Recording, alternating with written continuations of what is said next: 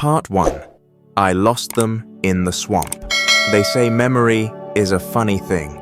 It fades when you want it to stay, and it haunts you when you're begging for peace. But some memories, they burn into your bones. They don't fade. They don't let go. They become who you are. That's what happened to me.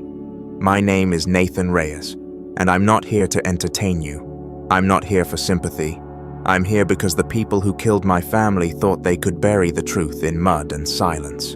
They thought wrong. It's been over 3 decades since that day in Pine Grove Marsh, Louisiana. Back then I was just a teenager with mud on my boots and dreams bigger than the county line. My parents, Juan and Teresa, worked themselves to the bone saving up to get us out. My little sister Maria wanted to be a teacher. My cousin Abel, a mechanic. We all had our plans. But someone else had different plans for us. Back in '86, Pine Grove wasn't much. Just a speck on the map surrounded by waterlogged cypress trees and gators that didn't blink. It was isolated, forgotten, and that's what made it perfect for what they did. It was the smell that started it all. That thick, choking rot that clung to the air one morning in July. The kind that makes your stomach twist before you even know why. Folks thought maybe a deer died out in the marsh, or a gator dragged something under. But after the 3rd day, no one could ignore it. People started searching, and that's when they found the first hole. It wasn't deep, just enough to cover the shape of a body, and inside, wrapped in a torn blue tarp and half decayed, was someone's daughter. Nobody knew who she was at first. Her clothes didn't match. Her face was unrecognizable, but her shoes were pink and clean, like someone had changed her after death.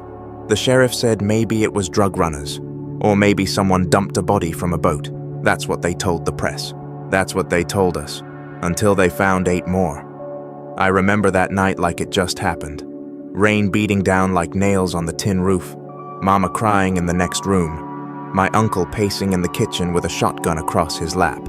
The police had come by earlier and asked for photos, anyone in the family missing. We hadn't seen Maria in 3 days.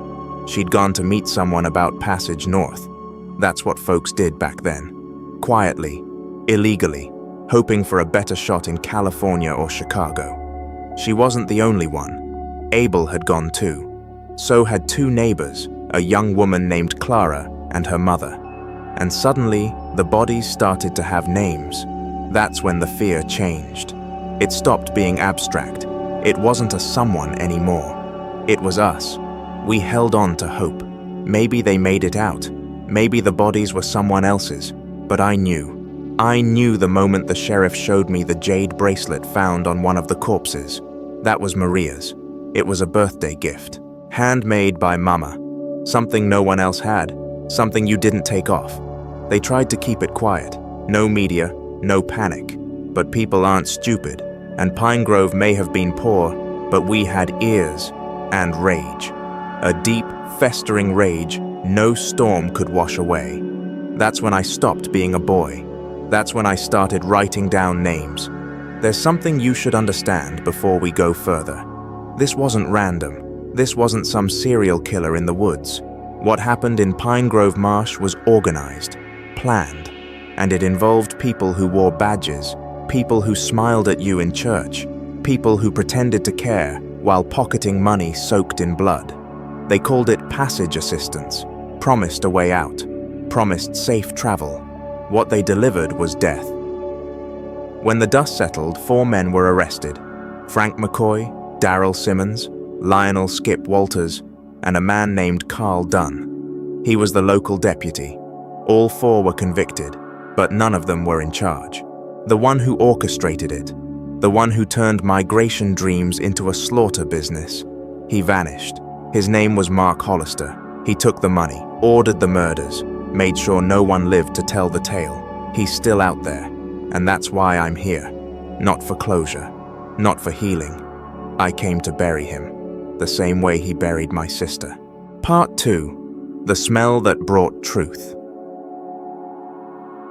Smell has a way of unlocking memories you never asked to relive.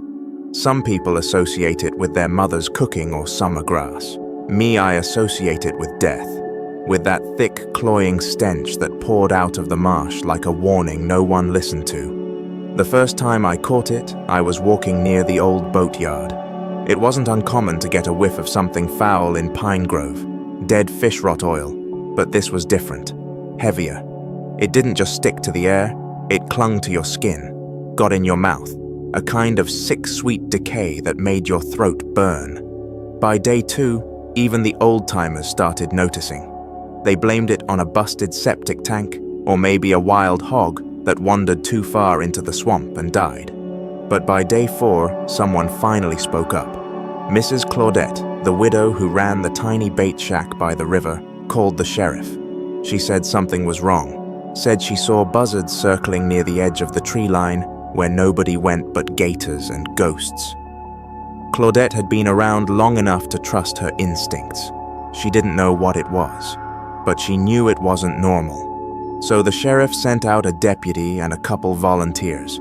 I tagged along pretending I was just curious, but deep down I already knew. I hadn't heard from Maria or Abel in nearly a week. That was long even for one of their off-grid escape runs. No messages, no rumors, just silence. When we got out to the edge of the swamp, the buzzards were already picking at the ground. What we found wasn't just a body, it was the first gate to hell. The hole wasn't even 2 feet deep, covered loosely with palm fronds, twigs, and swamp mud. The heat and moisture had already done their work.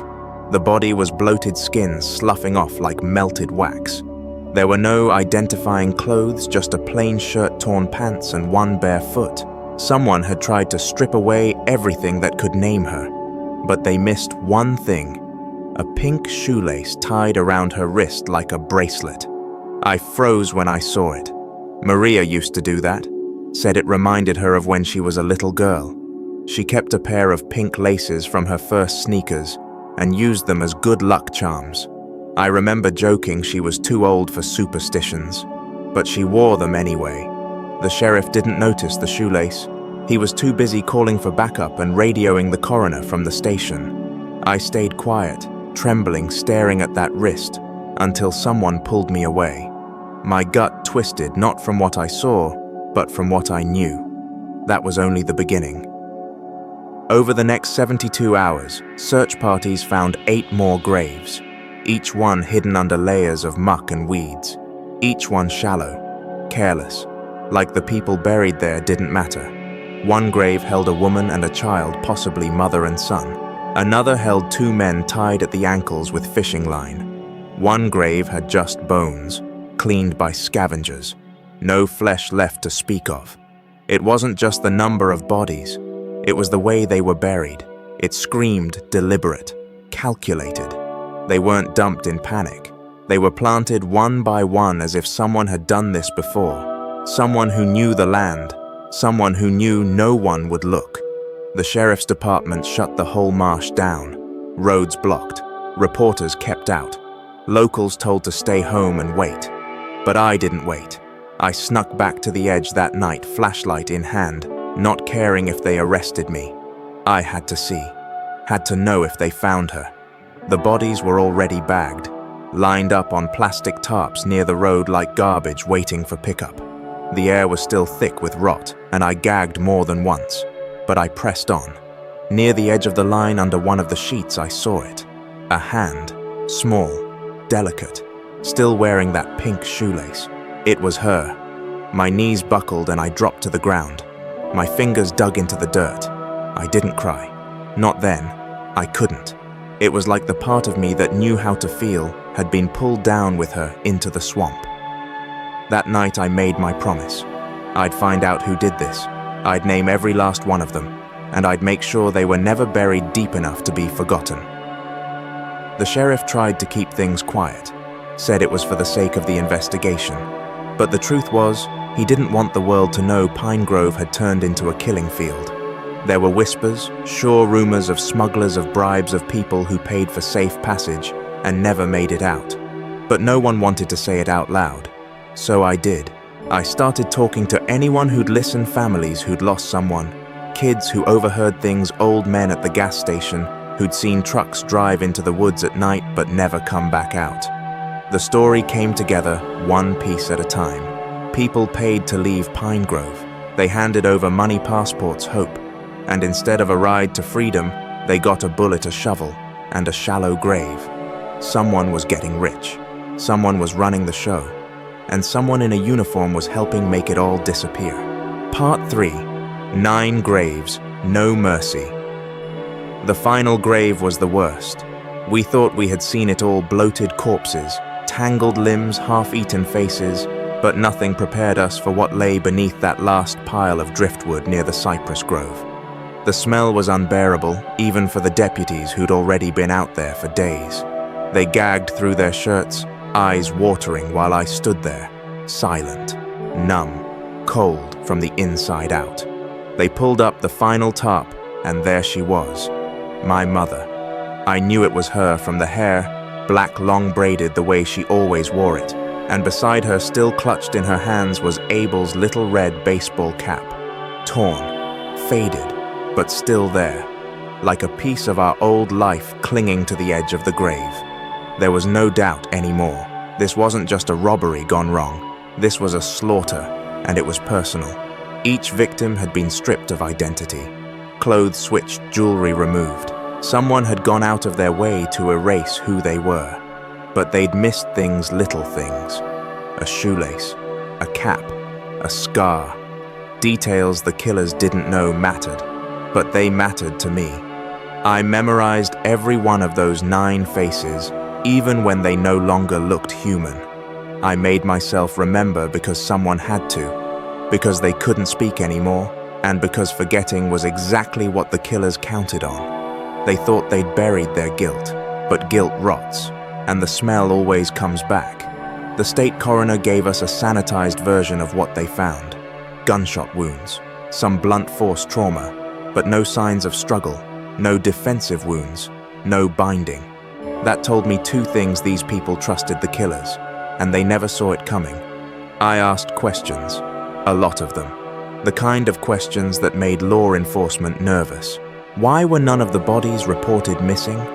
Why had no one filed a search for 9 people disappearing in the same week? Why was the local constable, Carl Dunn, so quiet during every briefing? And the biggest question of all, who gave the order? Because make no mistake, there was an order. This wasn't some rogue group of men who decided to murder a boatload of folks for sport. It was clean, quick, efficient, and for a purpose: money. Each victim had paid at least $2,000 for safe passage cash only. Multiply that by 9. That's 18 grand. In 1980s, that was enough to disappear for a long time. And that's exactly what someone did. People started disappearing from Pine Grove, and I don't mean victims. A local banker who handled wire transfers, gone, moved out overnight, said nothing, left his cat behind. A mechanic who worked on Dunn's patrol truck packed up his family and vanished. The message was clear: keep your mouth shut or be next. But me, I was already dead inside. I started digging not just graves, but files, court records, bank logs, immigration slips. I made a list of everyone who'd been helping people leave the parish illegally. Some were well-meaning. Others were wolves in uniform. Carl Dunn was the first name I circled in red. He'd worked the Border Assistance Task Force under a federal migration program that quietly fell apart after a corruption scandal. He knew the system, knew the back roads, knew how to file a report that would never see the light of day. But he wasn't working alone, because there's no way Dunn could pull this off without cover. And that cover came from higher up, from someone with real power. That's when I first heard the name Mark Hollister. He was a legend in whispers, used to run state patrol out of Baton Rouge, had ties to every dirty cop between Texas and Florida. Smart, clean-shaven, charming as hell. The kind of man who smiled while pulling the trigger. No one had seen him in years, not since he retired with full benefits and a mysterious injury leave. But rumor was he never stopped working. People said he went private, started coordinating underground transport routes for refugees, runaways and migrants, charged high, delivered low, and sometimes not at all. You didn't talk about Hollister. You didn't ask. You didn't look. Unless you were me. I looked. I kept looking even when my aunt begged me to stop. Even when men in dark trucks started parking across from my job. Even when someone broke into my house and left Maria's bracelet on my pillow. That was the last warning. They wanted me scared, wanted me silent. But silence was what killed my family, and I wasn't going quiet. At the funeral there weren't enough coffins. We buried 5 bodies under a single marker. The church ran out of plots. The county refused to fund headstones. I used my paycheck to carve their names by hand. I made sure they wouldn't be statistics. I made sure someone would remember. I kissed my mother's casket and whispered a vow. I'll find him. Even if I have to crawl through hell, I'll find him. And I meant it. From that moment on, every sunrise was another step toward vengeance. I stopped shaving, stopped eating right. I moved into my uncle's old fishing shack and started building what I needed. Not a weapon, a map. A map of every lie they told, every mile they made people walk thinking they were free, and every grave they left behind. I wasn't hunting shadows anymore. I was hunting men. And one day soon they'd hear my name in the dark, the way I once heard theirs whispered in fear. Nathan Reyes, the one who crawled out of the grave they forgot to dig. Part 4. They called it an accident. In small towns like Pine Grove, truth is elastic. It bends to power, to fear, to silence. So when 9 bodies showed up in shallow graves, when entire families went missing overnight, when the rot clung to every tree like a curse, you'd think that would demand national headlines. But it didn't, because by the time the first reporters made it down the muddy roads, the official story had already been printed and rehearsed. A tragic accident, the sheriff said at the press conference. Unfortunate casualties in a human smuggling attempt gone wrong. Possibly a boat capsized. Possibly a deal gone south between criminal elements. Possibly. As if possibly could explain 9 gunshot wounds. As if possibly could excuse the fact that every victim had been neatly stripped of identity. I was in the back of the crowd when he said it, watching the way his eyes avoided the cameras. Watching Dunn standing behind him, arms crossed, face tight. That man knew something. You could see it in the way his jaw locked when the word victims was mentioned, like he'd rather call them cargo. And the sheriff, he just wanted it to go away. No FBI, no national news, just a quiet tragedy in a swamp no one cared about. A few sentences in the local paper, a brief investigation, then back to fishing reports and bake sales. But I wasn't letting it go.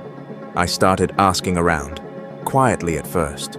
People who worked the docks, people who sold groceries to the families that disappeared, people who noticed the lights in the woods late at night just days before the bodies were found. That's when I learned about the transports. They happened a few times a year, always at night, always with a local guide. Refugees, migrants, and poor families desperate to get out of Pine Grove and into a better life.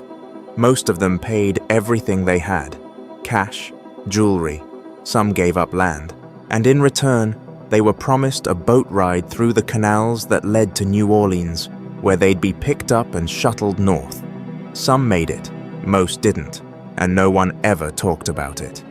The term accident was repeated like a spell on the news in the churches at dinner tables. It gave people a way to grieve without admitting that monsters lived next door. But I refused to use that word. What happened wasn't an accident. It was an execution. These weren't poor souls who drowned. They were lined up, shot, buried like garbage. I knew it in my bones, but proving it. That was another story. The autopsies were inconclusive, or so we were told. The bodies were too decayed, the wounds too degraded, and the coroner, a man named Harold Tate, conveniently retired the following week and moved 3 counties over. I tried to speak with him. He wouldn't answer the door. Someone had told him to shut up too. That's how it worked in Pine Grove. You don't see what you're not supposed to. You don't ask questions. You go to work. You keep your head down. And if your kid doesn't come home one day, you pray he got out rather than face the truth of what's buried beneath the cypress trees. But I'd already buried too much to walk away. I visited the site every day after work, laid flowers, lit candles. Sometimes I just stood there, silent. Other times I screamed into the marsh until my voice gave out. And when that wasn't enough, I started digging into court archives, into property transfers, into names on old police rosters that no longer showed up anywhere official. And one name kept floating up like scum on the water, Mark Hollister. Every time I asked about the accident, someone would mention a man in Baton Rouge who used to handle the operations. A fixer, a connector, someone who made people disappear sometimes for a fee, sometimes forever. Hollister's name was redacted from most documents, blacked out or replaced with pseudonyms. But in one file dated 6 months before the killings, I found a partial signature M. Hollis on a recovered vessel document tied to a confiscated smuggling boat. The vessel was never logged into evidence. It vanished, just like the witnesses, just like the families, just like the truth.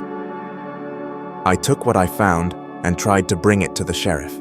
He told me to go home, said I was making trouble for myself, said maybe I'd been traumatized, maybe I needed time to grieve. But I didn't want time. I wanted justice. I wanted truth. I wanted blood. The last straw came 2 weeks later when I saw a headline in the Pine Grove Daily Sentinel final report, "No foul play confirmed in Pine Grove Marsh incident. 9 bodies. No foul play." You tell me how that makes sense. You tell me how that headline sleeps at night. That's when I knew I couldn't wait for the law. The law was part of the rot. The sheriff, the deputies, the coroner, they'd either been bought off or they were too scared to speak. Either way, they weren't going to help. So I crossed a line. I went to see the one person everyone told me to avoid. The only man who'd ever been brave or foolish enough to challenge Mark Hollister and live to tell the tale.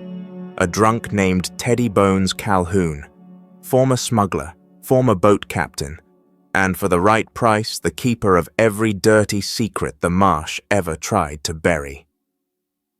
Teddy lived in a trailer, held together by rust and tape, half blind in one eye, smelled like fish and whiskey. But when I showed him Maria's bracelet, he sobered up real fast, and what he told me that night changed everything. The victims were never meant to leave Pine Grove. They were never meant to be free. They were bait, disposables, and their deaths, they were business. Part 5. Teddy's Truth, Teddy Bones. Calhoun had a face carved out of sun and whiskey. Deep lines like old river maps stretched from his eyes down to his jaw, and his left hand never stopped shaking, maybe from nerves, maybe from things he'd done.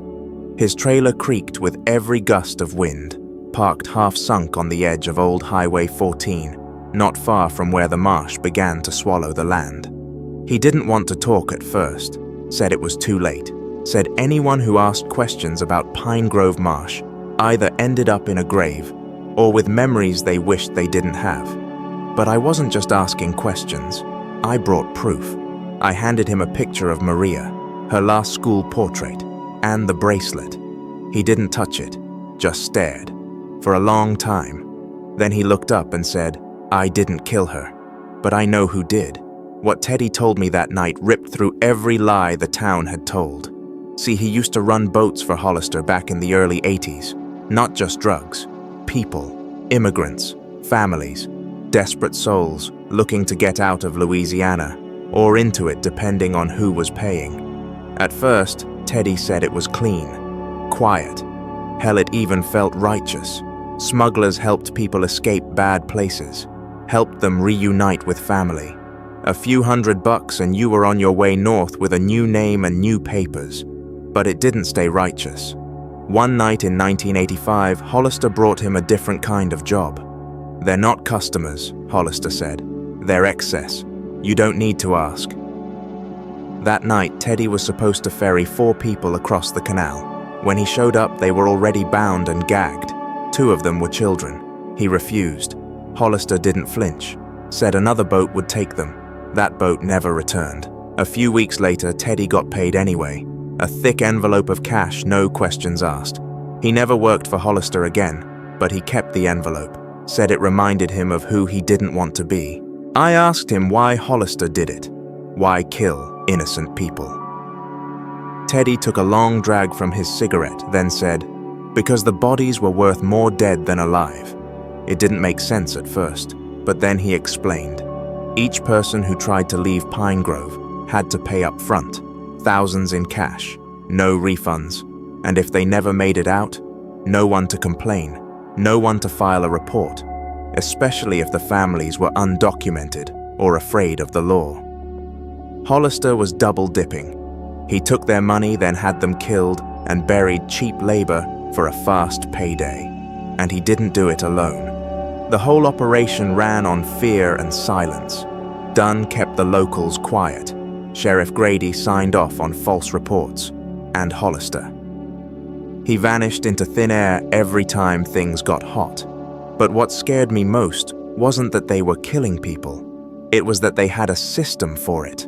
A well-oiled, repeatable, profitable system. Teddy knew things no one else did. Coordinates names, drop points. He scribbled them down on a napkin with a shaking hand, then folded it into my palm like he was passing me a curse. "You didn't hear this from me," he said. "If anyone finds out I talked, I'm dead." I nodded, then asked him one last question. "Is Hollister still alive?" Teddy didn't hesitate. "Oh yeah," he said. "Last I heard, he was living clean in Arizona. New name. Got himself a ranch, a security firm. Calls himself Marcus Hale now. Marcus Hale." I repeated it over and over in my head until it stuck. It sounded wrong on my tongue. Too clean, too whitewashed. But it fit. Hollister had always been a chameleon. He shed his name like skin, but no matter what he called himself now, he couldn't escape what he'd done. I drove home with the napkin in my pocket, fingers clutched around it like it held the key to my whole life. And maybe it did, because that scrap of paper was more than just coordinates. It was a map of everything Hollister had tried to bury, and I was going to dig it all back up, but not with reporters, not with cops, with fire. I started prepping that night, scrubbing everything I could find on Marcus Hale, pulling public records, cross-referencing business licenses, land deeds, gun permits. It was all there if you knew how to look. A new life built on the bones of the old one. He owned 1,200 acres near Prescott Valley, Arizona, called it Silver Hollow Ranch, raised cattle, trained private security, had friends in the local sheriff's office. It was the perfect place to hide. But he'd forgotten one thing. I don't stop. Not until the truth is carved into the world so deep it can't be erased. And Marcus Hale. He had a name to answer for. He had 9 graves to answer for. He had me to answer to. Part 6. The Road to Arizona. You'd be surprised how easy it is to disappear in America when no one's really looking. You don't need fake IDs or burner phones, not when the system barely knows you exist to begin with.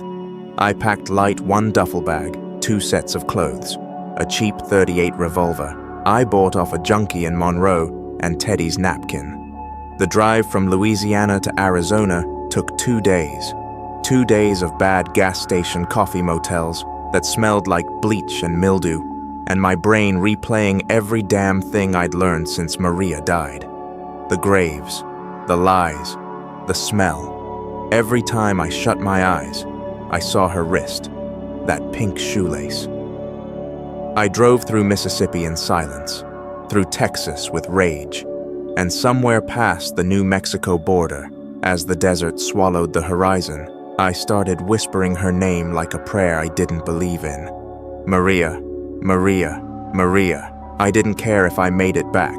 I only cared that Marcus Hale Mark Hollister was going to look me in the eyes before it was over. I wanted him to see what he'd made, what he'd left behind. I wanted the last thing he ever felt to be the weight of my grief sharpened into something that could cut through bone. Prescott Valley was a strange place. Beautiful, almost eerily so. Golden Hills' crisp air horses grazing like nothing in the world was wrong. It felt fake, like a movie set. The kind of place you go when you want to pretend your past never existed. I scoped out Silver Hollow Ranch from a distance. It was everything Teddy said it would be, and more. Tall iron gates, security cameras on every post, a fleet of black SUVs with tinted windows parked in a half-circle near the stables, and guards, real ones, not rent-a-cops, former military, eyes sharp, hands twitchy. Hollister wasn't hiding. He was thriving. I watched for hours parked half a mile out with binoculars and an energy drink that had gone warm. Hale Hollister came out twice, once to check a fence, once to talk to a delivery guy. He walked like a man who had never been caught. Broad shoulders, clean boots, no limp. Tan, healthy, happy, and I hated him for it. He should have been rotting in a cell, or a hole. Instead, he was living the American dream, while the people he buried were still just case numbers in a backlogged filing cabinet.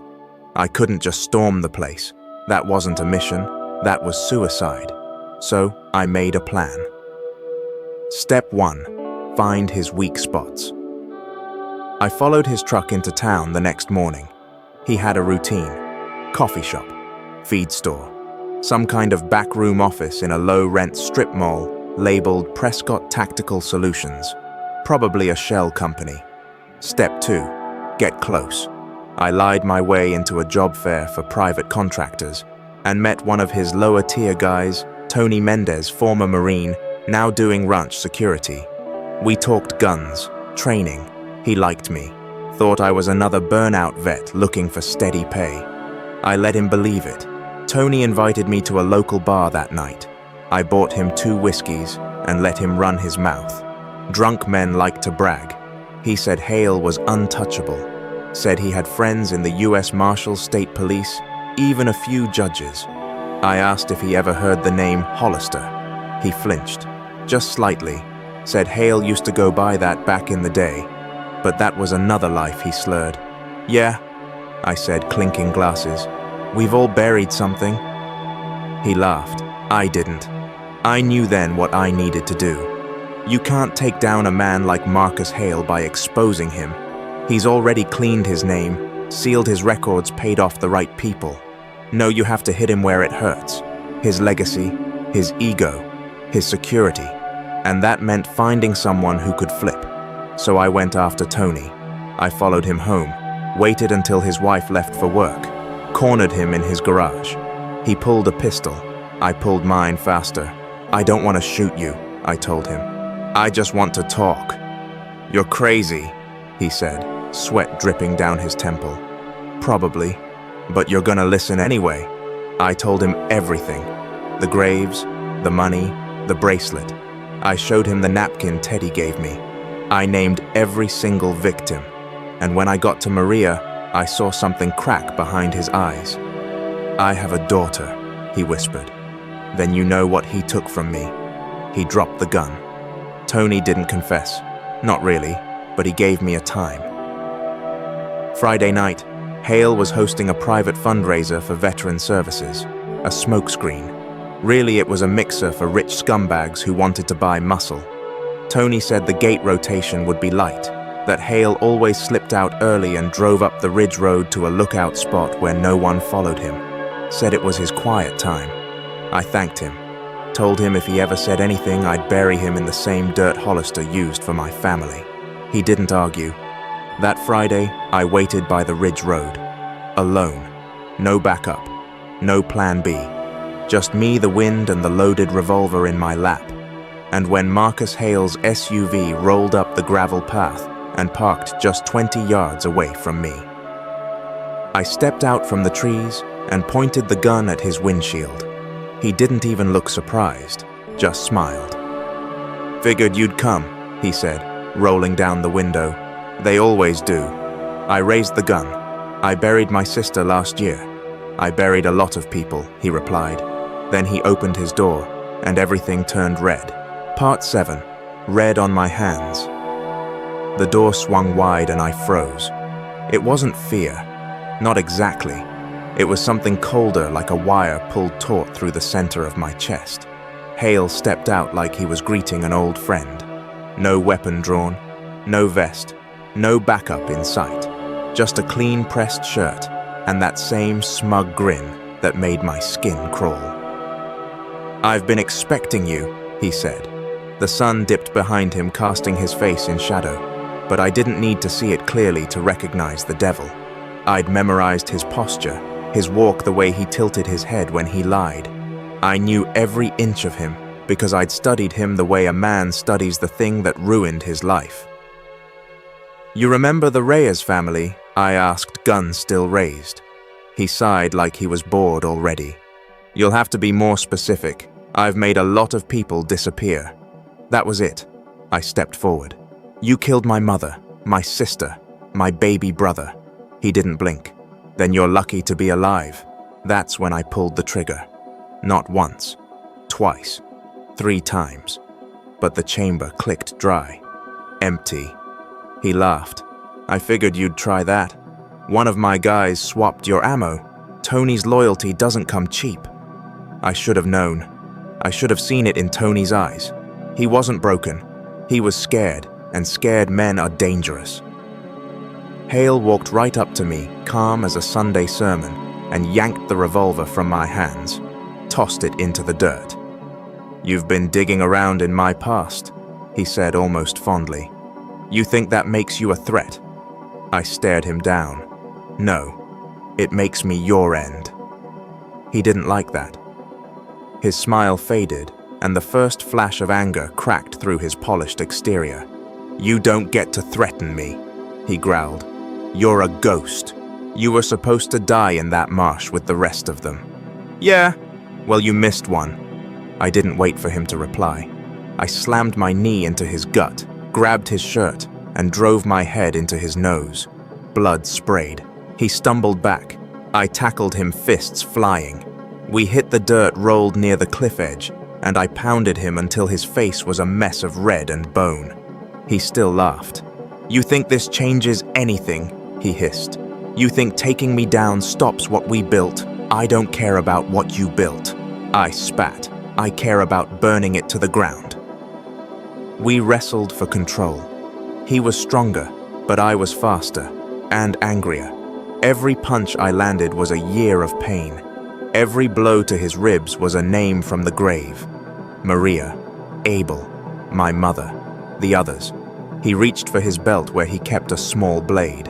I saw it flash, but I was quicker. I grabbed the rock beside me and slammed it into his wrist. Once, twice, until the blade dropped. Then I grabbed it, pressed it to his throat.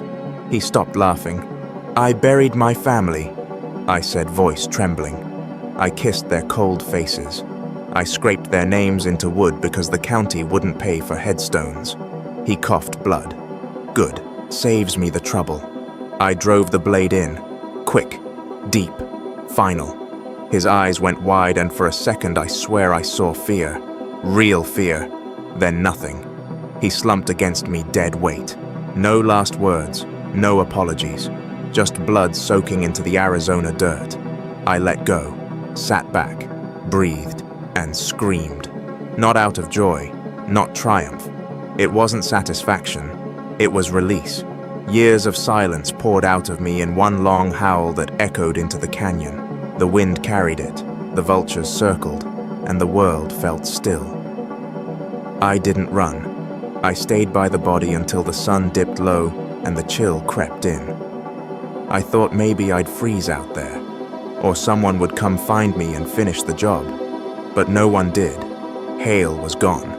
The devil had bled, and for the first time in a long time I felt peace. But it didn't last, because I remembered what he said. This won't stop what we built. That meant there were more like him. More blood-soaked smiles and hidden graves. And I wasn't done. Not even close. I buried him right there beneath a pile of stones unmarked. No name, no memory. just the silence he left behind. When I got back to my car, I found a note under the windshield wiper. Typed, precise. "You made your point. Let it end here." I looked around, but no one was there. Someone was watching, and they didn't like what I'd done, which meant I was finally getting their attention. Good, because I was just getting started. Part 8. The Watchers. The desert wind had a way of whispering secrets if you stood still long enough. After Hale was gone, I spent the next 3 days in a rundown motel off Highway 69, barely sleeping, barely eating, just waiting. Waiting for the next move, for the backlash. And it came. Subtle at first. A black SUV parked across from my motel. Same model as Hale's fleet. Same dark tint. No plates. Sat there for hours, engine off. I didn't approach. Didn't need to. I knew what it meant. They were watching me now. Hale may have been the head, but the body was still alive, and the body was curious. Who was I? How much did I know? More importantly, how much could I expose? I left town that night. No goodbyes, no credit cards, just cash and back roads. And that napkin. Because the thing is, Teddy didn't just give me locations tied to the killings.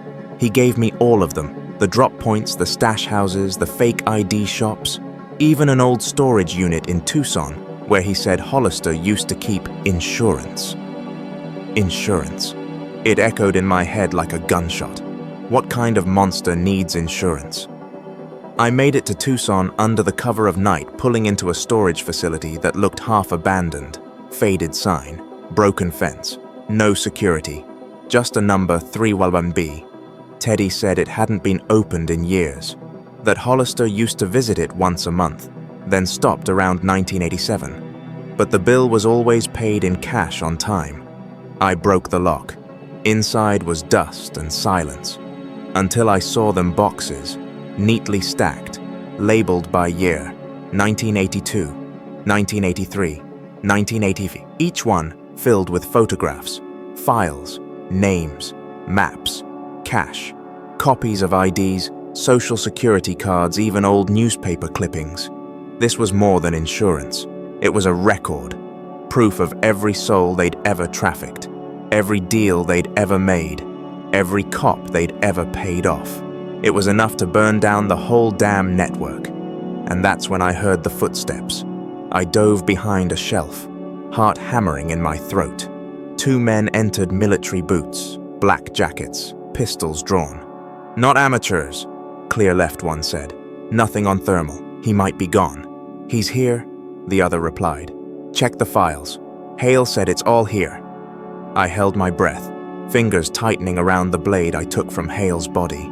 My gun was gone, but my rage wasn't. They split up. That was their mistake. I waited for the taller one to pass, then struck blade to neck fast and deep. He gargled once, dropped. The other spun, too slow. I rammed the shelf into him, sent him crashing against the wall.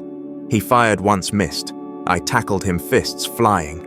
He was younger, stronger, but I had nothing to lose.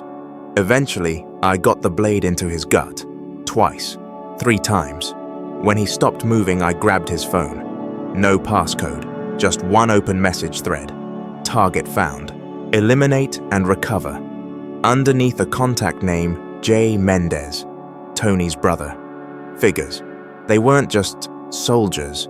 They were family. I took what I could carry from the unit, 3 boxes of evidence, the phones, the cash, and burned the rest. It was dangerous to leave it, even more dangerous to carry it all. But I had enough to prove one thing.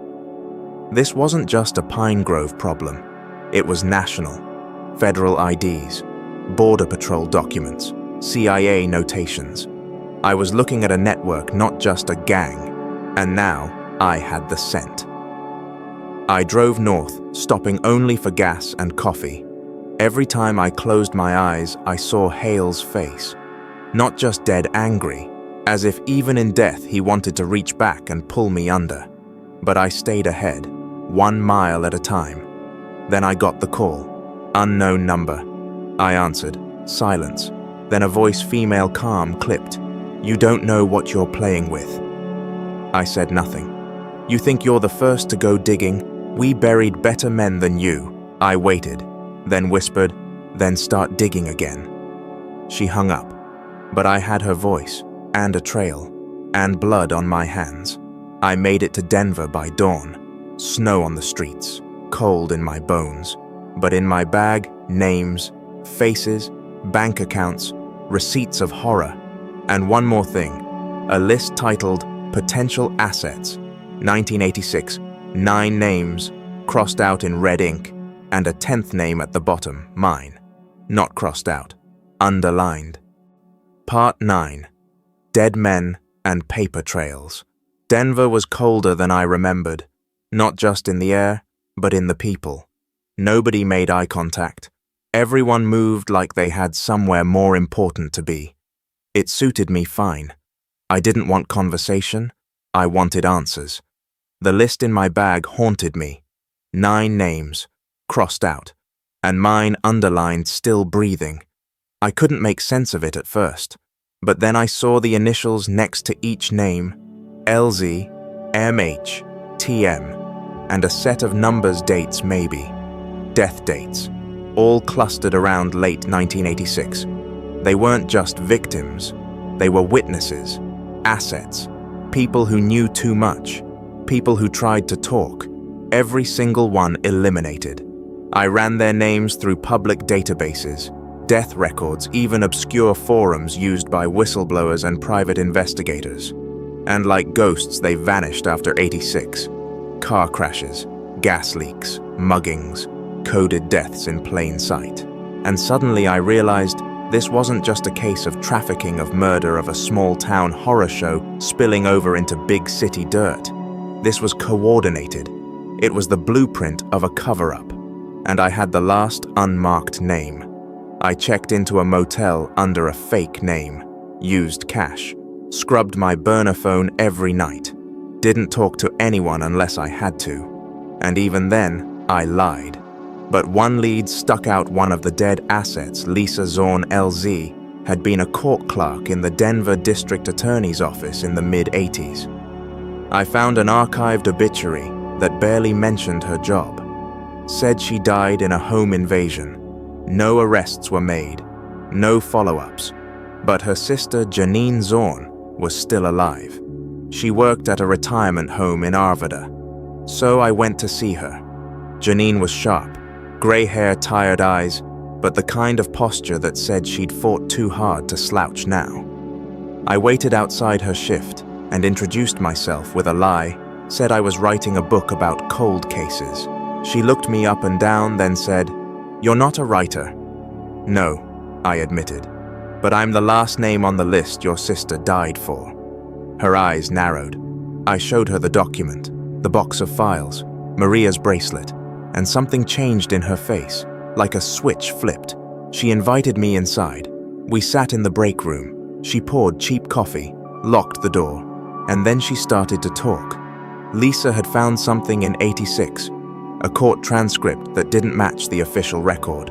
She said it involved a sealed case from Louisiana, something to do with illegal transfers, fake names, and a federal witness who vanished after testifying. Janine didn't know the details, only that Lisa tried to report it. To her boss, to the police, even to a reporter. 3 weeks later, she was dead. Janine swore the cops never investigated, that a man came to her apartment afterward, a tall, soft-spoken guy in a suit, and told her to forget Lisa. "I remember his face," she said. "I'll never forget it." She pulled out an old photo from a dusty folder, and there he was, Mark Hollister, smiling, wearing a U.S. Marshal badge. He was everywhere. Different names, different titles, always lurking at the edge of someone else's tragedy. But it wasn't just him. The files I found weren't just his trophies. They were a ledger, a payment trail. I matched routing numbers to shell companies, then to dummy charities, and finally to a non-profit based right here in Colorado. Hope Bridge, USA. On the surface, it was a Veterans Aid Foundation. In reality, it was a laundering machine. Millions moved in, then vanished through offshore accounts and dummy donors. One of those donors, Prescott Tactical Solutions, Hale's fake security firm. Full circle. I dug deeper. Hopebridge had 3 board members, 1 retired general, 1 venture capitalist, and one name that made my blood run cold, Sheriff Alan Grady.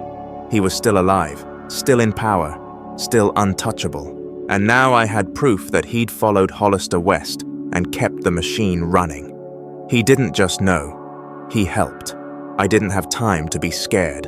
I uploaded everything I had: photos, files, voice recordings to a cloud server tied to a dead man's switch. If I disappeared, it would send the package to every major news outlet in the country. But I wasn't planning to disappear. Not yet, because I still had to look Sheriff Grady in the eyes and tell him what he missed back in 1980's Me. Part 10. Sheriff Grady's Kingdom. Sheriff Alan Grady ran Iron Ridge County like a king, no like a god. He wasn't the kind of lawman you saw in small-town parades or at barbecue fundraisers. He didn't smile for cameras or slap hands at high school football games. No, Grady stayed in the shadows, the man behind the curtain, the final word when things needed to be buried, burned, or forgotten. I drove into Iron Ridge with the windows down, letting the cold air keep me sharp. Every part of me screamed that this was a bad idea, that I should stay hidden, keep running. But that name Grady lit a fire I couldn't smother. This was the man who'd signed off on the original police reports in Ransom Parish, who lost the evidence boxes, who declared the victims unidentified transients. He'd covered up my family's murder, and now he was going to hear my voice. I scouted the sheriff's office from across the street, sitting in a beat-up pickup I'd swapped plates on 2 towns back. It was a modest building, 2 floors, flat roof, no cameras on the back alley. Classic small-town front. The kind of place that told outsiders nothing bad ever happens here. But bad things had happened, and Grady had made them vanish. Inside, the place moved like clockwork. I counted 5 deputies, 2 clerks, and 1 big man who stepped out of the office every couple hours, with coffee in hand and a sidearm on his hip. That was Grady. Grey buzz cut, thick neck, slow stride. The weight of a man who'd lived his whole life being obeyed. I waited until nightfall, then I made my move. The back door wasn't alarmed, just locked. I picked it in 30 seconds, slipped in with gloves on, hoodie up. I moved fast through the hallways, ducking into the archive room, where I knew they kept the old case files. Most of them were digital now, but Grady was old school. He kept a filing cabinet labeled Legacy, inside folders marked with dates. And there it was, March 1980, Bayou Incident. I opened it and saw the lie in black and white. Photos of bodies labeled unknown. No names, no forensics, no follow-ups, just a 2-page summary concluding death by exposure and animal predation. I stared at the paper until my hands started shaking. Then I heard the voice behind me. "You picked the wrong night." I turned, and there he was, Grady, gun drawn, steady hand. I raised mine. Empty. "No weapon," I said. "Not here to shoot." "Then you're dumber than you look. I'm the kid they missed," I said, stepping forward. "From Ransom Parish, the one you said didn't exist." That got his attention. His eyes flicked. Quick calculation. He didn't lower the gun, but I saw something flicker behind his stone face. Recognition? Guilt? No. Something worse. Amusement. "You think you're the first one to come back?" he said. "You think that look in your eyes makes you different?" "I don't care what you think," I replied. "I'm not here for your confession. I'm here to end the story." He laughed. "Son, you're a decade too late. The network's gone quiet. Hale's dead. Hollister's dead. You're digging up bones." "No," I said, stepping forward again. "I'm digging up your grave now." He fired, missed. I lunged, tackled him against the file cabinets. We slammed into the drawers, papers, flying fists, cracking bone. He was strong for his age, but I was faster. I headbutted him once, twice. He went down, groaning, guns skidding across the floor. I stood over him, breathing heavy. "You covered it up," I hissed. "You signed every false report, let every killer walk, hid every victim. You knew." I did more than know, he wheezed, blood on his lip. I ordered it. I froze. "You what? You think those boys down in Louisiana moved without orders?" He sneered. "You think they came up with that plan on their own? No. I coordinated it. The whole thing. The bodies, the silence, the fear. All of it came from me. Why?" He smiled. "Because people like your family don't matter. They were noise, and I was in the business of quiet. That was it. That was the moment." I pulled out the recorder I'd stuffed into my jacket. Still running, still live. Grady's eyes widened. "You'll never get out of here," he spat. "I don't need to," I said. "The files are already gone, uploaded, sent. Even if I die here, it doesn't end with me." For the first time, his hand trembled. I picked up his gun, pointed it at his chest. "You think you buried the past? But I am the past." He closed his eyes. And I left. Didn't shoot him, didn't need to.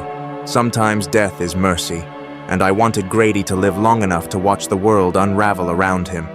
I drove all night, didn't look back. The recorder uploaded everything to 5 newsrooms. By morning, the first articles hit the wire.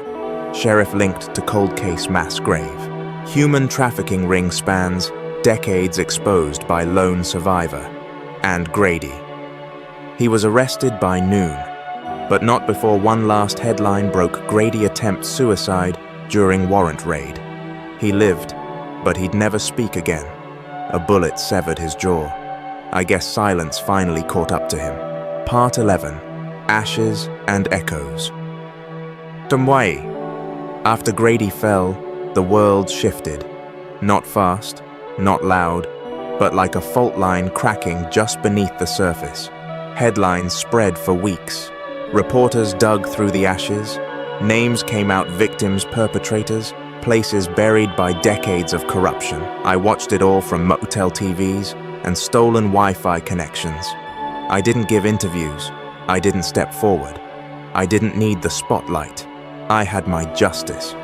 But justice doesn't always feel like peace, and peace doesn't always come easy. One by one, the dominoes started to fall. The Hope Bridge nonprofit was dissolved within 48 hours.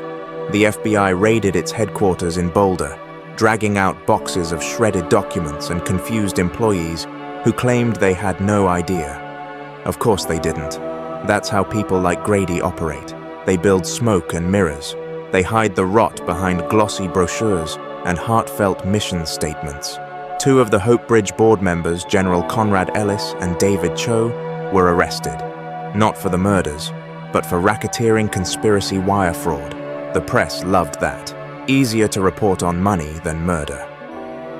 The 3rd man on the board, he vanished. A private jet out of Aspen headed to the Cayman Islands. No return flight booked. Go figure. But the fallout didn't stop there. A congressional hearing opened on long-standing gaps in oversight of rural law enforcement. Fancy words for "we've been looking the other way for too damn long." Survivors started to speak. Families of the victims held vigils. Anonymous sources came forward from within federal agencies, agents who'd been told to stand down or lose the file in the late 80s. And me, I kept running. Because even if the truth was out, I wasn't done. There was still one name on my list. One name that didn't make the papers, didn't make the witness list, didn't even appear in the Hope Bridge files. But I remembered him. He was there that night in Ransom Parish. He was the man who drove the boat, who tied the knots, who helped cover the bodies in quicklime. He didn't pull the trigger, but he was just as guilty. And now, he ran a gun shop in northern Idaho, used a fake name, Paul Bowers, real name, Trent Masterson, the last loose thread. I drove for 2 days through ice and silence. No music, no podcasts, just the hum of the road and the sound of tires clawing asphalt. By the time I reached Wallace, Idaho, snow had started to fall. Quiet town. No more than 800 people. The kind of place where secrets could live forever, tucked beneath cold pines and colder eyes. His shop sat at the edge of town Mountain Creek Arms. Neon open sign blinking like a heartbeat. I parked across the street, watched for an hour. He was there. Older, thicker, bearded now. But it was him. Same hands, same posture. And when he stepped outside to smoke, same tattoo on his forearm. A vulture with a key in its beak. The mark of the crew. The final ghost. I didn't have a plan, just a memory. And a gun. I walked in just before closing. He looked up from the counter. "Help you with something?" I stared for a long moment, then said the name I hadn't spoken aloud in 20 years. Trent. His face went pale. The cigarette dropped from his fingers. Then recognition, horror, and something else. Resignation. I figured, he said. Figured what? That someone had come one day. He didn't reach for a weapon. Didn't run. Just looked tired. Like a man who had run out of shadows. I kept the gun low. "Why'd you do it?" I asked. He shrugged. "Money? Orders? Fear? You killed children." He flinched. "I drove the boat," he said. "I didn't pull the trigger." "You helped." "I regret it," he whispered. But I didn't care. Regret didn't unbury the bones. Didn't erase the screams. Didn't bring my family back. He raised his hands. "I won't fight." I stepped forward, close enough to see the years carved into his face. Close enough to end it. But I didn't. Not then. Instead, I pulled a flash drive from my coat pocket and slid it across the counter. "What's this?" he asked. "Everything. Names, files, proof. And now it's your turn," I said. "You give a statement. You name every name, every cop, every judge, every missing person they buried. You write it down and mail it to the press. If you don't..." He nodded before I finished. "I will. You better." And then I left, just like that, because killing him wouldn't undo anything, but forcing him to speak, that was justice, that was power, that was revenge. Later that night, I burned the last of my fake IDs, tossed the gloves, erased the burner phone, and watched the snow fall from the roof of an abandoned cabin. It was quiet, not peaceful, but quiet. The storm was ending, but the echoes would never stop. Not for me, not for them. Part 12, the 10th name. You'd think by now, after the blood and smoke, I'd feel some sort of closure, some sense of being done. But that's the thing about revenge, it's never finished. Not really, it just gets quiet, moves deeper, like a splinter you can't dig out. I kept thinking about the list with 10 names, 9 crossed out, 1 underlined, me. But there was something off about it, something I hadn't seen before. I laid the page out one more time, stared at the names, the dates, the margins. That's when I noticed the smudge in the lower right corner, faint, barely visible under the grime. A single word, Galloway. It wasn't a name I recognized, but I'd learned better than to ignore a whisper. 3 hours on back channels and conspiracy forums finally brought something up. Galloway wasn't a person. It was a place. Camp Galloway, a federal juvenile rehabilitation facility shut down in 1987, located in the Colorado desert just west of Pueblo. Nothing left now but sand fences and bad memories. But the files listed it differently. It wasn't just a facility, it was a site. Site 9, a designation only used by internal law enforcement and certain branches of intelligence. A holding ground, temporary or permanent depending on what needed to be forgotten. The final puzzle piece. So I drove. The road to Galloway was broken like the truth it held. Rusting signs, chain link fence sagging into the dirt. I parked a half-mile out and walked the rest boots crunching over sand and bone-dry weeds. The main building had collapsed in on itself, but the basement reinforced concrete and steel doors was still intact. I pried it open. The air inside was dead, like nothing had breathed here in decades. But someone had been back. Recently, boot prints in the dust, cigar ash, even a faint trail of synthetic rubber military grade. Someone else was looking, and they were ahead of me. I followed the tracks deeper into the underground corridors. Old cells lined the walls, each one smaller than a pantry, with scratch marks on the doors. No names, just numbers. But at the very end of the hall there was a vault room.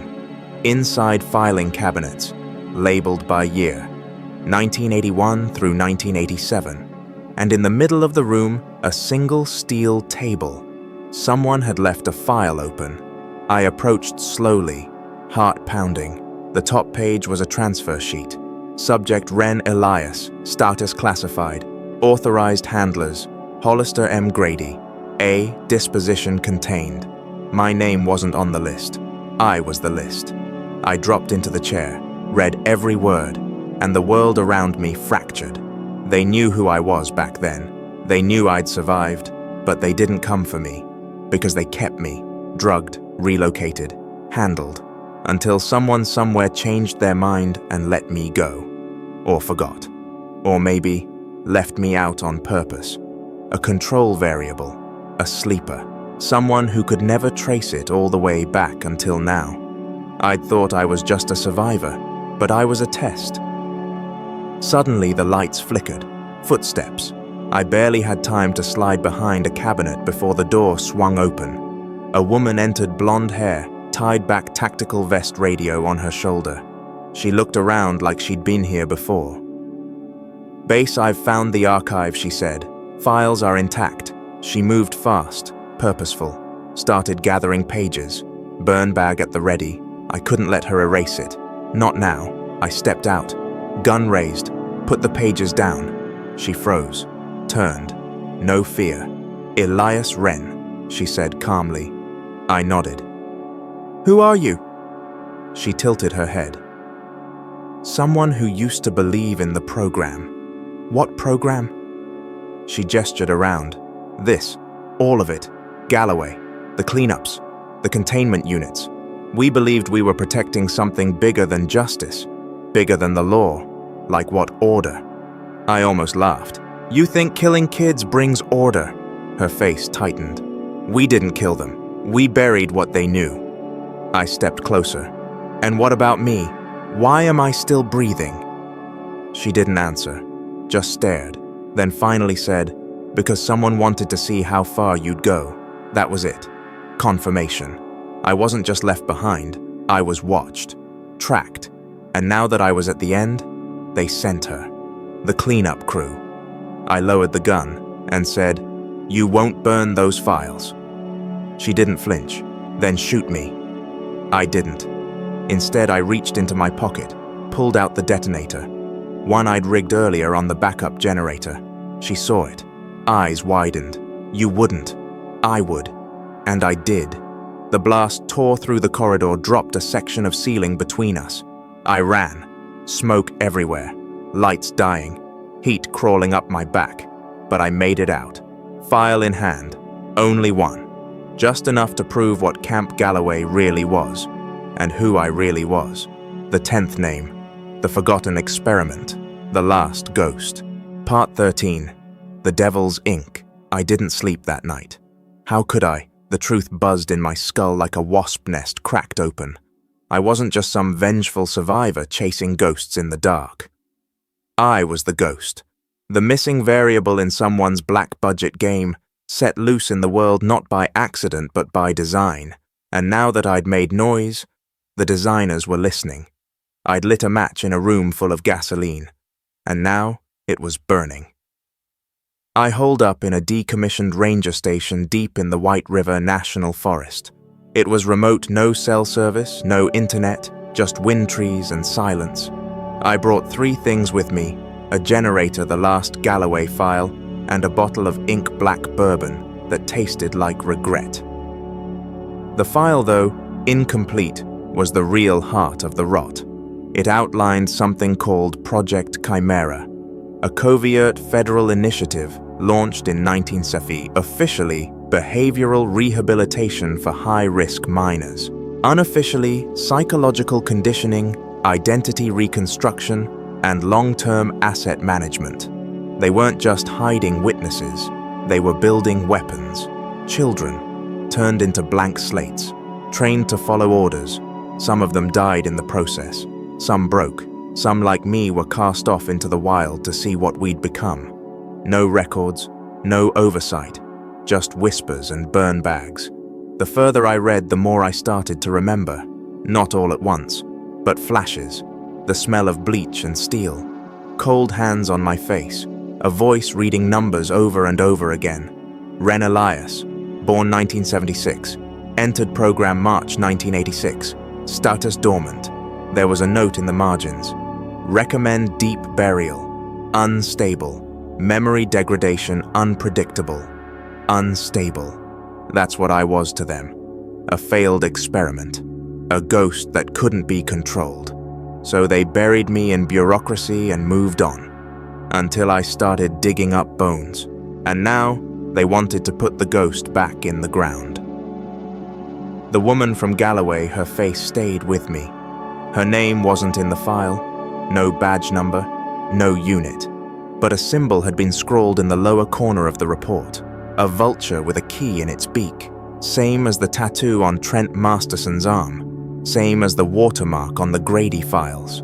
It wasn't just a crew, it was a faction. A black cell operating inside law enforcement, government, and private contractors.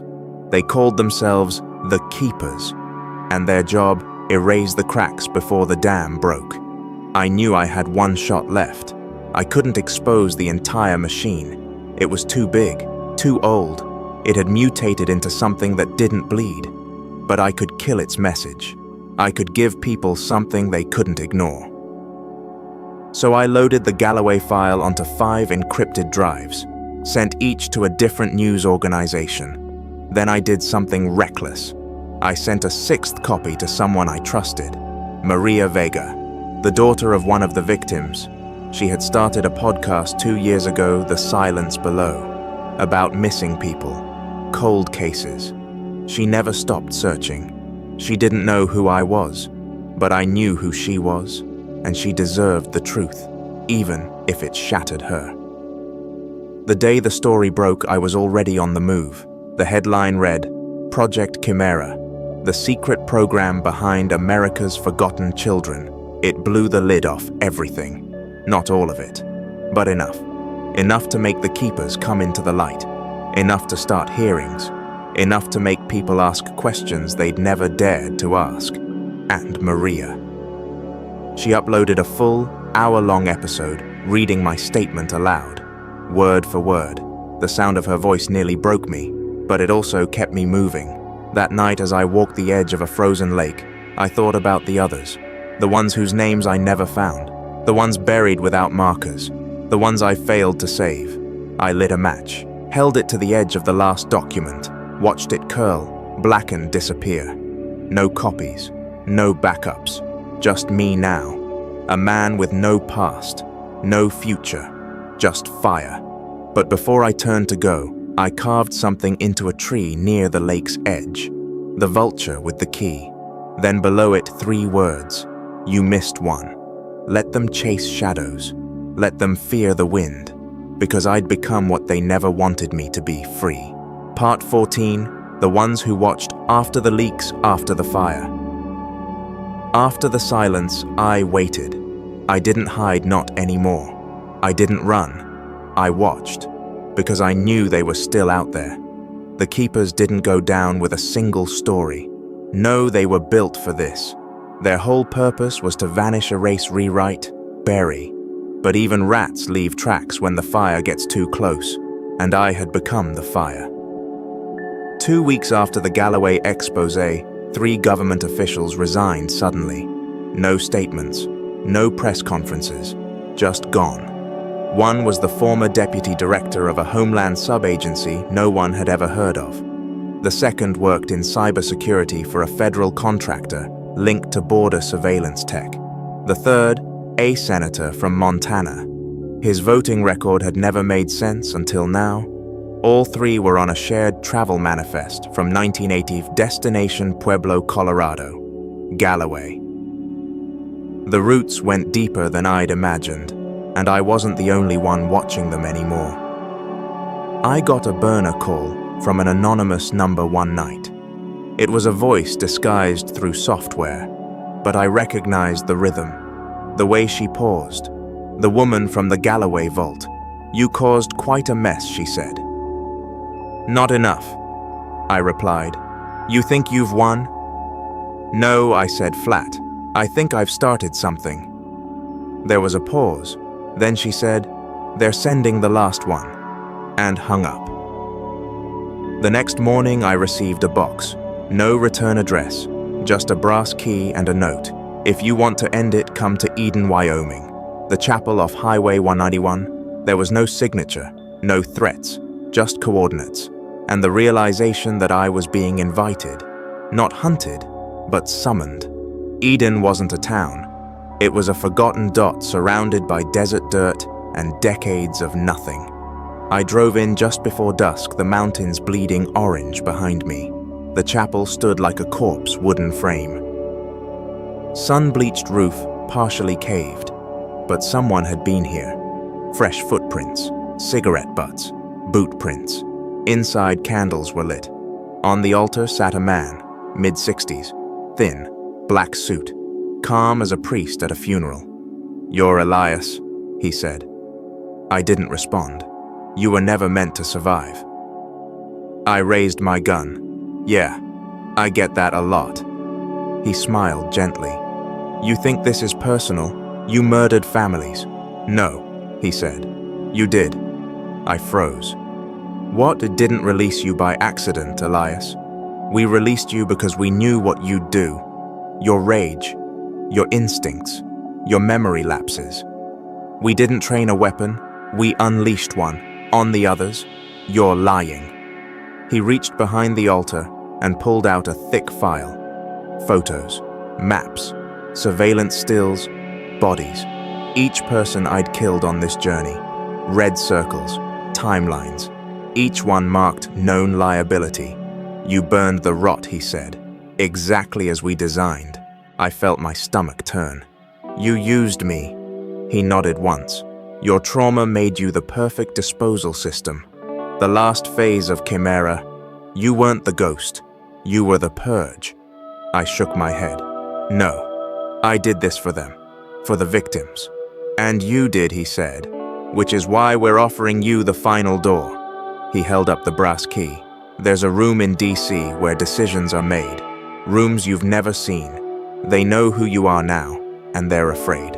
But fear can be harnessed. You think I'd work for you?" "Not work," he said softly. "Replace." I could have killed him. I should have. But the weight of it all, every file, every murder, every child's name I carried in my chest, it pressed down too heavy. I walked forward, took the key, and walked away. I didn't know if I'd use it, didn't know if I'd turn the lock or throw it into the sea, but I knew one thing for sure. The story wasn't over. It was just changing chapters. Part 15. The door I didn't open. I drove east with the brass key in my pocket, a key to what? A seat at the table. An illusion of power, or maybe just another cell more elegant this time, lined with soft leather and empty promises. Whatever it was, I wasn't sure yet if I was meant to open the door or burn the building around it. DC was quiet when I arrived. Too quiet.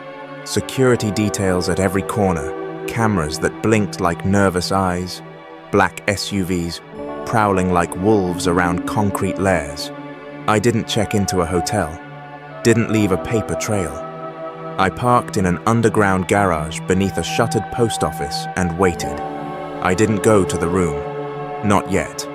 Instead, I walked the city, past the memorials, the monuments, the endless stone etched with names of people long dead. They gave their lives for ideals. I gave mine for truth. There's a difference. I called Maria from a payphone. She didn't pick up, didn't need to. I just left a message. "You were right to keep fighting.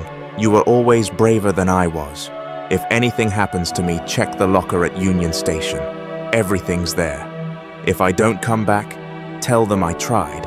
Then I hung up and walked to the building with the matching brass lock. It looked like an accounting firm, bland, beige, lifeless, but the key fit. The elevator required a fingerprint, but mine worked. Of course it did. They'd always been watching. The 9th floor was empty, except for a desk and an old man in a dark blue suit. "Mr. Wren," he said, "you made it." I didn't shake his hand. He opened a panel behind the desk, revealing a second door. No markings, just a red light. "The room beyond this," he said, "contains records, operations, clearances you can't imagine. You'll see the truth behind what you exposed. And if you want it, you'll be given command of your own team to continue the work your way. And if I say no," he smiled, "then you walk away. Forever. We'll let you." "I don't believe you." He leaned in. "We don't need believers, Mr. Wren. We need pragmatists, survivors, people like you." I stared at that door for a long time. It felt like everything I'd done had led here. The bodies, the fires, the names on my list. And yet, this room wasn't justice. It was control, disguised as choice. I thought of the faces in the photos, the children in the pits behind Camp Galloway. I thought of the blood in the snow, the smell of burned evidence, the silence that followed each trigger pull. And I knew, if I opened that door, I'd become them. Worse, I'd justify it. So I turned around, walked back to the elevator, back to the cold, back to the truth. I mailed the last file to Maria from a truck stop in Ohio, burned the key, then disappeared. Some people say the ghosts never stop chasing you. That's not true. You become the ghost. You learn to live in shadows, to speak through whispers and rumors, to haunt the kind of men who used to haunt you. I never wanted vengeance. I wanted answers. But sometimes the answers leave you colder than the lies. Now I live quiet. Cabin in the Pacific Northwest. No name on the mailbox. No pictures on the walls. Just a board with 10 names. And one left unmarked, Elias Wren. Because I'm still here. Still watching. Still remembering. They created me to be a weapon. But I chose to be a witness. And that is what keeps them afraid. Because nothing terrifies the powerful more than a man who's already lost everything and lived. Summary. Elias. Wren wasn't just a victim, he was the missing piece of a monstrous government experiment known as Project CHIMERA. What began as a covert rehabilitation program for troubled children evolved into something far more sinister: identity erasure, psychological reprogramming, and weaponization. Kids were broken, reshaped, and when they no longer served a purpose, discarded or erased completely. Elias was one of the few who survived not by chance, but because they released him. Not to save him, but to test him. A ghost set loose in the dark to see what he would destroy. And destroy he did. What followed was a blood-soaked path through the darkest corners of America, uncovering a series of murders tied to a mass grave in a remote swamp, covered up by law enforcement, buried in red tape, and forgotten by time. Elias hunted them, those responsible for the massacre, for the silence, for the scars carved into his mind. But as the truth unfolded, it was revealed. Elias wasn't chasing shadows. He was the final phase of the program. His rage wasn't rebellion, it was by design. He had become the perfect cleanup tool, eliminating liabilities, exposing the rot, doing the dirty work the system couldn't afford to do in daylight. In the end, Elias was offered a seat at the very table that ruined him. But instead of stepping through that final door, he turned away, choosing silence, memory, and the burden of truth over power. Now, he lives as a ghost with a name watching, waiting, ensuring that what was buried never stays that way again.